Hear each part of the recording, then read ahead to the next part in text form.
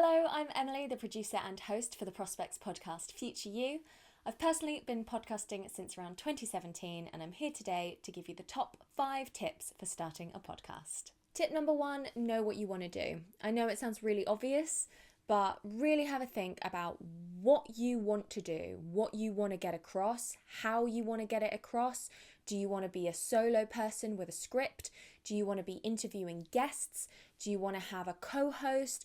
Really think about the topic that you want to delve into. Is it going to be diving into some sort of niche aspect, or is it going to be more generalized?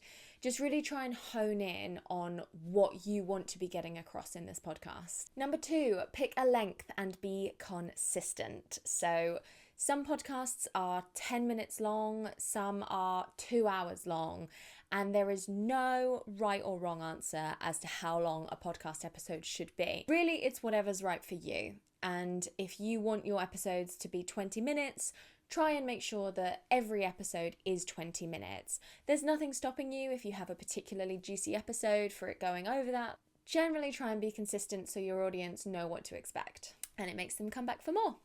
Tip number 3, decide how much you're willing to spend.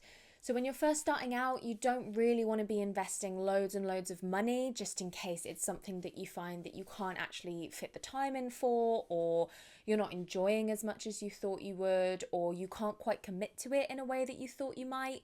So you can invest in some fairly high quality but low budget USB microphones to start off with, to pop into your laptop and use free online platforms such as Audacity to record onto, or if you've got guests, you can record remotely over Skype or Teams or Zoom or something like that. There's nothing stopping you from straight away hiring out a studio. That will cost a lot more and it will be a consistent cost as well. So that is something to keep in mind.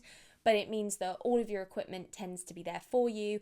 And sometimes there'll be producers on site that will even offer help during your recording and then help editing your episodes afterwards as well. So really have a think about what you're willing to put in, how much money you're willing to spend. Do you want to be investing your time and saving money, or do you want to be investing money and saving your time? These are just things that you need to think about that work with you and your life at the moment. Tip number 4, let your personality shine through. The wonderful thing about podcasting is that there's loads out there. There's loads of podcasts and they all seem to often cover very similar topics, but it's never quite the same because everybody's different and everybody's putting their own different spin on what they're doing. So absolutely choose something that you are passionate about and your personality will shine through, and that's what's gonna endear people to listen to you and find your podcast and seek you out week after week to listen to your content, because you're being yourself and there's nothing more fun than listening to someone be themselves. Tip number 5, the most important tip. You want to start a podcast, be consistent. Whether that means you have to carve out 10 episodes that you know you're just going to bash out and then schedule, whether that means you are going to come back week after week after week to record and edit and schedule and publish and market and promote and find other podcasts within your community and go on them and trailer swap with them.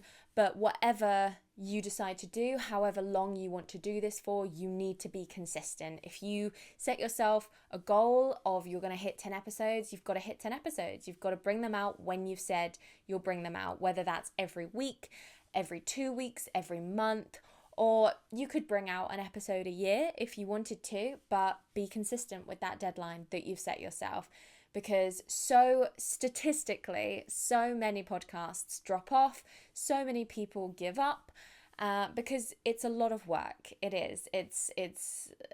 It can be overwhelming, and you might not realize how much time and effort you have to put in, especially at the beginning.